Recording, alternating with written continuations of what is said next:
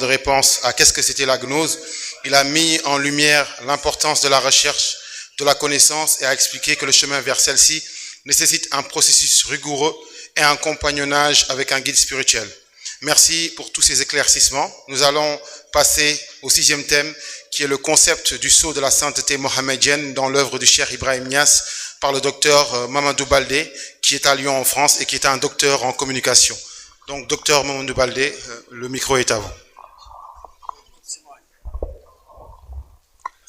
أعوذ بالله من الشيطان الرجيم بسم الله الرحمن الرحيم الحمد لله رب العالمين الرحمن الرحيم مالك يوم الدين إياك نعبد وإياك نستعين اهدنا الصراط المستقيم صراط الذين أنعمت عليهم غير المغضوب عليهم ولا الضالين آمين اللهم صل على سيدنا محمد الفاتح لما أغلق والخاتم لما سبق ناصر الحق بالحق والهادي إلى صراطك المستقيم وعلى آله حق قدره ومقداره العظيم ورضي الله عن أصحاب رسول الله صلى الله عليه وسلم ولا حول ولا قوة إلا بالله العظيم يا همة الشيخ احضر لنا بهذا المحضر وتعطي في بنظرة تعطي لنا بزفر أما بعد السلام عليكم ورحمة الله تعالى وبركاته.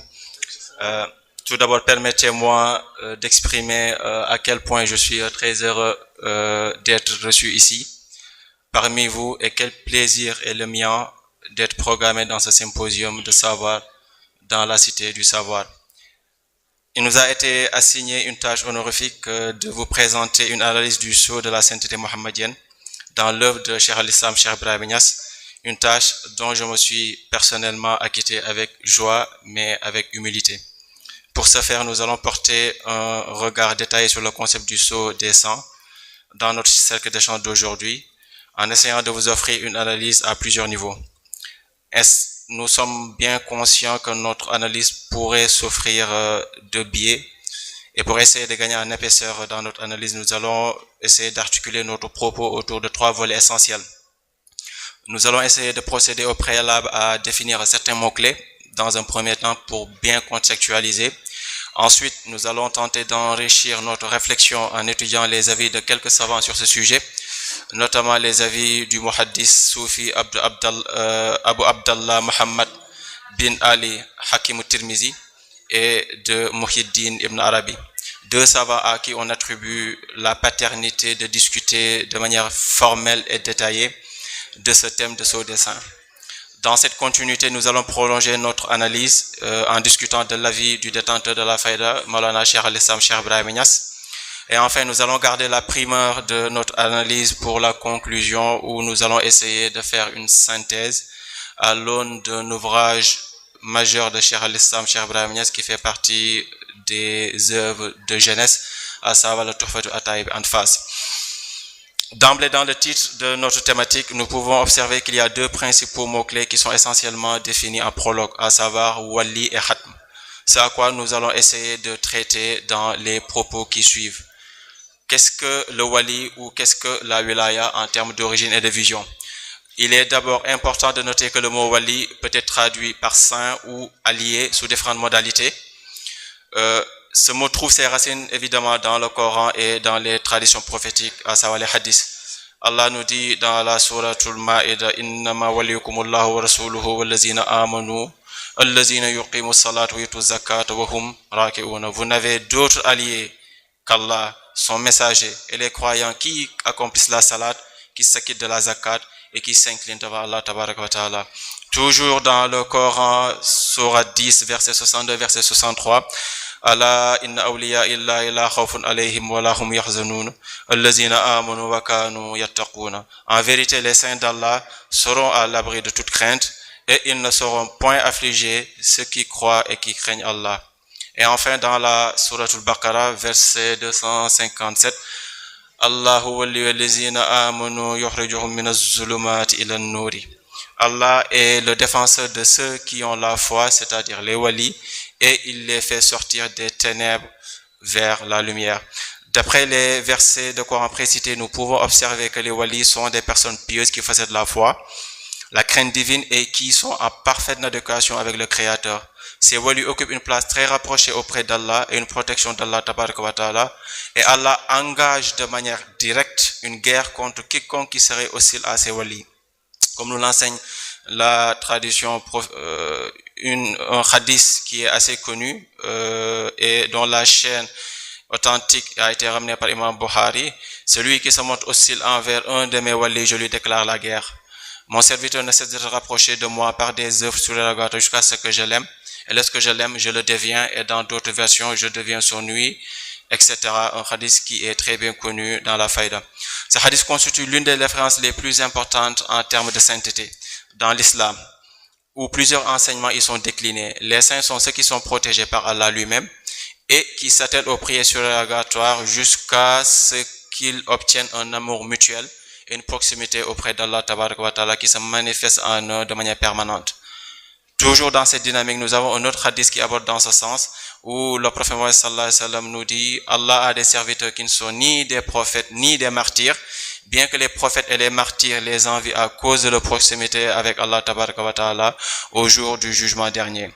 Et les compagnons dirent: décris-nous li sallallahu alayhi wa sallam. Le prophète dit: ce sont des enfants de personne. Ils se sont rassemblés dans l'essence d'Allah tabaraka wa ta'ala, non pas pour chercher des liens familiaux ou un gain financier quelconque, mais pour se souvenir d'Allah et s'aimer en Allah et se rendre visite pour l'essence d'Allah tabaraka wa ta'ala. Ainsi, les saints sont ceux qui se souviennent d'Allah continuellement et de manière totalement désintéressée, mais surtout ce sont ceux les plus rapprochés d'Allah. Donc il est très important de pouvoir souligner et de mettre en grâce ce dernier point, à savoir la proximité absolue avec Allah. De plus, le milieu où évoluent les saints qui sont sous la protection et l'agrément divin est appelé la wilaya, ou sainteté, qui est une sphère qui est très large et qui est accessible à tout croyant, et où les saints sont appelés à assumer une fonction bien particulière, et le tout régi à une subordination bien structurée. Enfin, la sainteté mohammedienne, par la sainteté mohammedienne, on comprend les saints qui appartiennent à la communauté du prophète Mohammed sallallahu alayhi wa sallam, d'où son appellation de wilaya muhammadiyya. Dans son ouvrage majeur Futuhatul Makkiyya, les illuminations mécoises, Muhyiddin Ibn Arabi considère que la sainteté mohammedienne comme un attribut divin dont se parle l'humain. Sayyidina Cheikh Ahmed Tidiane prolonge cette définition en disant à ses propos: Haqiqatul wali annahu yuslabu min jami'i sifatil bashariyya wa yatahalla bil akhlaqi ilahiyya. La réalité du wali, c'est de se dépouiller de l'ensemble de ses attributs humains pour se parer des qualités divines. Maintenant, nous allons nous intéresser au deuxième mot-clé, à savoir le khatm. Le mot khatm désigne ce qui est scellé, ou bien le fait d'achever quelque chose, c'est-à-dire clôturer quelque chose. Sous le vocable khatm, les notions de finalité et de cachet y sont présents. À titre d'exemple, le prophète Mohammed sallallahu alayhi wa sallam est celui qui a clôturé la prophétie, comme Allah tabaraka wa ta'ala nous dit dans la sourate Ahzab, verset 40. Ma kana Muhammadu aba ahadi min rijalikum walakin rasulallahi wa khataman nabiyyin. Le prophète Mohammed sallallahu alayhi wa sallam n'a jamais été le père de l'un de vos hommes, mais il est le messager d'Allah et il est le dernier des prophètes. C'est pourquoi le prophète est identifié comme le Khatmu Anbiya, c'est-à-dire celui qui a scellé la prophétie. Cet avènement signifie qu'il ne peut y avoir de prophète avec un rôle législateur avec la venue du prophète Mohammed sallallahu alayhi wa sallam, ni même de loi révélée, à savoir une quelconque charia, autre que le prophète Mohammed sallallahu alayhi wa sallam, ce qu'il a apporté. Concrètement, la religion de l'islam a abrogé toutes les autres qui a apparu avant elle. En revanche, tous les autres messagers qui ont précédé étaient véridiques et ont pleinement proclamé leur message émanant d'Allah, mais leurs messages ont pris fin, leurs lois sacrées ont été abrogées avec la venue du message du prophète Mohammed sallallahu alayhi wa sallam, et ceci jusqu'à la fin des temps. Parmi les explications existantes dans la littérature, nous retenons celle émanant de l'école soufie où ceci est rendu possible par le fait que la mission du prophète Mohammed sallallahu alayhi wa sallam est bien antérieure à son apparition, à l'apparition de la créature, et le prophète représente l'isme entre Allah et tous les autres prophètes. Ce concept est communément appelé la réalité mohammedienne, que certains assimilent comme la lumière mohammedienne, conformément à la tradition prophétique qui est connue et qui est rapportée par le compagnon Jabir ibn Abdallah. Par ailleurs, les saints étant des héritiers des prophètes, comme étudié précédemment, il existe une contiguïté projective symétrique de la sphère prophétique vis-à-vis de la sainteté qui représente aussi la même analogie, c'est-à-dire d'avoir un sceau c'est le sceau de la sainteté mohammedienne. Le sceau de la sainteté mohammedienne conçut le rang le plus culminant et la plus haute autorité de la sainteté en sublimant le privilège du prophète Mohammed sallallahu alayhi wa sallam. Son détenteur est donc le plus parfait car recevoir la plénitude des perfections. Il est le sultan et il est le isthme entre la réalité mohammedienne et les pauvres et les gnotis. Abordons à présent la posture de deux personnages mythiques concernant la question du sceau de la sainteté mohammedienne, à savoir Hakim al-Tirmizi et Muhyiddin ibn Arabi. La première personne à qui on attribue la paternité des écrits sur le concept du sceau de la sainteté est le spécialiste en fiqh qui est issu de la ville de Tirmiz en Ouzbékistan, Abu Abdallah Mohammed, célèbre sous le nom de Hakim al-Tirmizi. Son livre intitulé Le sceau des saints Khatm al-Awliya est un dialogue spirituel approfondi entre Hakim al-Tirmizi et ses disciples autour du concept du sceau des saints. Il a été rédigé vers l'an 260 de Hijriya et ce livre a eu son lot d'admonestation et avait été longtemps considéré comme perdu avant d'être retrouvé. En effet, Abdul Wahhab ibn Sha'ran rapporte que Hakim al-Tirmizi a volontairement jeté ce livre à la mer pour ne pas qu'il tombe dans les mains de ses détracteurs avant d'être englouti par un poisson qui le rejeta ensuite des années plus tard. Hakim al-Tirmizi, Michel Chodkiewicz est un spécialiste français de Ibn Arabi, un akbarien, nous propose quelques extraits dans ses travaux dédiés au sceau des saints. Je cite, quelqu'un demanda à Hakim al-Tirmizi, par quoi se qualifie donc ce sang? C'est là le Khatm al-Awliya. Et à qui appartient l'imam de la sainteté et sa direction et qui l'a scellé? Hakim al-Tirmizi répond, celui est proche des prophètes et il s'en fout de peu qu'il n'atteigne leur rang. Hakim al-Tirmizi nous montre qu'il a obtenu un développement mystique concernant la connaissance du sceau des saints qui a une existence physique sans pour autant mentionner qu'il en est le détenteur. En outre, le livre de Hakim al-Tirmizi trouve davantage écho quand il s'agit de donner des caractéristiques du sceau des saints, où il élabore un questionnaire de 150 questions, des questions qui a suscité d'ailleurs l'émerveillement de Michel Chodkiewicz. Nous pouvons constater que cette série de 155 questions de Hakim al-Tirmizi, Hakim al-Tirmizi a volontairement imposé un filtre pour éviter toute tromperie pouvant émaner de potentiels imposteurs qui seraient tentés de s'autoproclamer saints. Parmi les questions de Hakim al-Tirmizi, c'est qu'est-ce que la sakina? Que signifie le hadith que Dieu a créé les créatures dans une ténèbre? Que signifie le hadith Allah a 117 qualités, etc.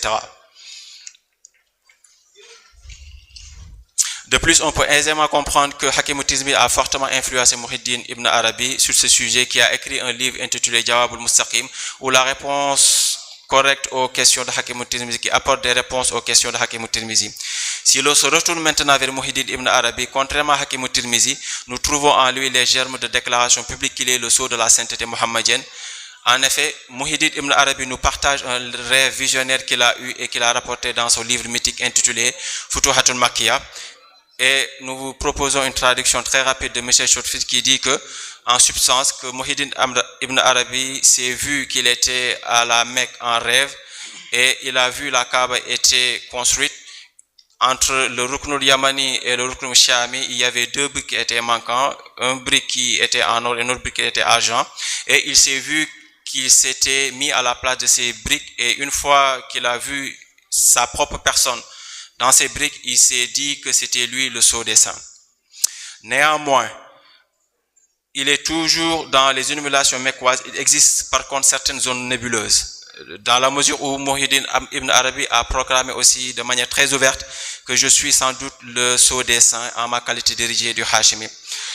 En revanche, toujours dans le Futuhat al-Makkah, il existe quelques zones nébuleuses concernant le sceau de la sainteté, où Muhyiddin ibn Arabi laisserait penser qu'ils sont au nombre de 2 voire de 3, dont le Messie Isa, Imam al-Mahdi Muntazar et le sceau de la sainteté mohammedienne. Dans son ouvrage intitulé Anka al-Maghrib, ou le phénix du Maghreb, Muhyiddin ibn Arabi assimile vraisemblablement le sceau décrit dans ce livre comme étant l'imam al-Mahdi, qui est un homme issu du Maghreb, qui apparaîtra dans la ville de Fas, dont il connaît son nom, et plus curieusement un homme qu'il a personnellement rencontré, jetant ainsi des incongruités dans les paroles de Muhyiddin ibn Arabi. En somme, beaucoup de disciples akbariens soutiennent que Ibn Arabi est le Khatm al-Awliya comme Michel Valsan ou bien même Limur Abdul Qadir de l'Algérie. Toutefois, nous allons essayer de voir qu'est-ce que le sceau de la sainteté selon Cheikh al-Islam, Cheikh Ibrahim Niass. Dans son livre intitulé Tanbihu Askiya, Cheikh al-Islam nous dit, il y décrit sa conception du sceau des saints où il démontre comment Cheikh Tidiane est le sceau.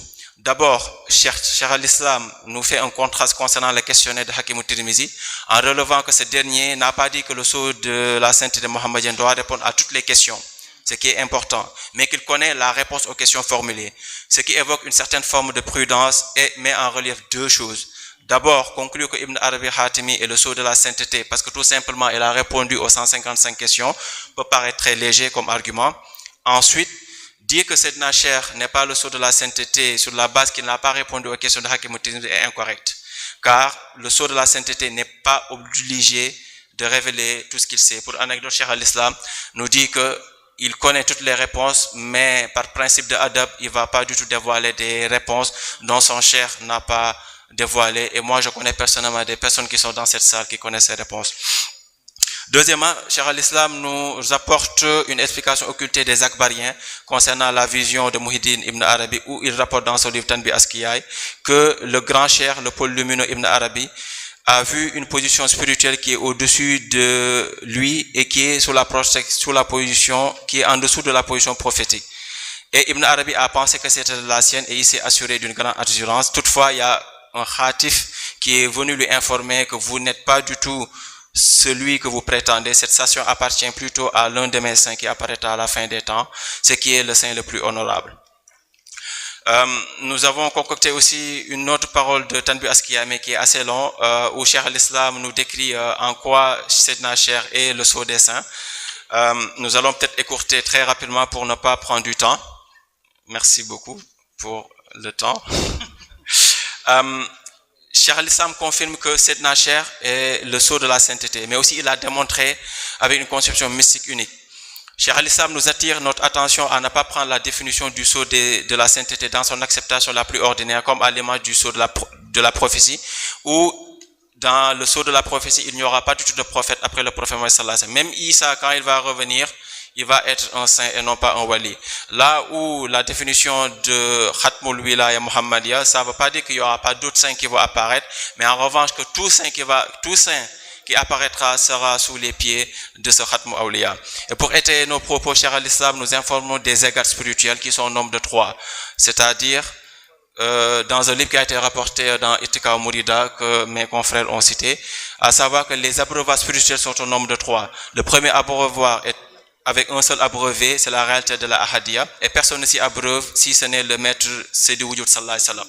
Il y a un deuxième abreuvoir qui abreuve 3 choses, à savoir les Anbiya, les Mursal et le Sirul Katmi, ça c'est la Hakkatul Muhammadiyya, et le troisième abreuvoir qui abreuve 5 choses, à savoir les khassa, c'est les particularisés de la tariqa Tijaniyya et leur amma, les gens communs de la tariqa Tijaniyya, les particularisés des autres tariqas qui ne sont pas la tariqa Tijaniyya et leur commun, leur amma, et la quatrième réalité, à savoir la réalité de la khilafa.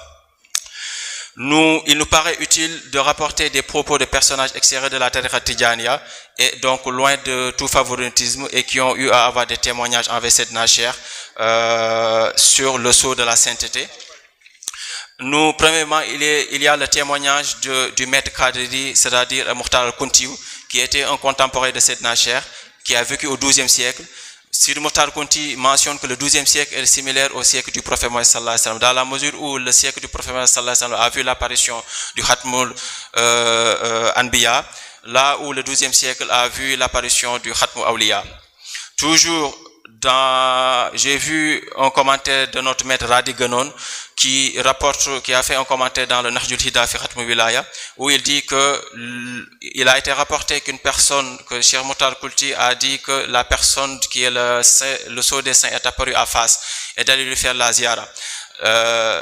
Il a raconté à son père. Son père, malheureusement, n'est pas pu partir pour faire la ziyara, ce qui montre que le sceau des saints est apparu au niveau de face et avec Sayyidina Cheikh. Et le deuxième point que nous voulons souligner est la garantie du maître égyptien irakien Mohamed al-Kurdi qui a répondu à Sayyidina Cheikh quand il lui a demandé qu'est-ce que tu veux. Sayyidina Cheikh lui a répondu je veux la Qutbanat Uzma. Sidi Mohamed al-Kurdi lui a dit tu auras plus que la Qutbanat Uzma. En guise de conclusion à notre analyse, nous voyons que le sceau de la sainteté a suscité beaucoup de passion dans la spiritualité musulmane. D'un côté, il y a Muhyiddin Ibn Arabi, et nous avons observé dans son ouvrage Anqa au Maghrib que bien que Muhyiddin Ibn Arabi a fourni les caractéristiques du sceau des saints, comme par exemple le siècle d'apparition, sa résidence, son surnom, son ascendance, et le fait qu'il aura beaucoup de détracteurs, ce qui est quand même assez prépondérant pour la suite, qui montre que tous ces signes sont apparus en la personne de Sayyidina Cheikh. En outre, Muhyiddin Ibn Arabi s'est beaucoup appuyé de ses visions péremptoires du sceau de la sainteté et interprète lui-même ses visions. Là où Sayyidina Cheikh s'appuie du sceau des prophètes, son grand-père, qui lui rapporte directement les faits, comme sa parole où Sayyidina Cheikh dit à son prophète, nous a dit Ahbarani Sayyidul Wujud sallallahu alayhi wa sallam bi anni anna al-qutbul maktoum minhu. De plus, nous pouvons trouver dans la littérature des témoignages confirmant que Sayyidina Cheikh est le sceau des saints, des témoignages de personnes aux affiliations spirituelles.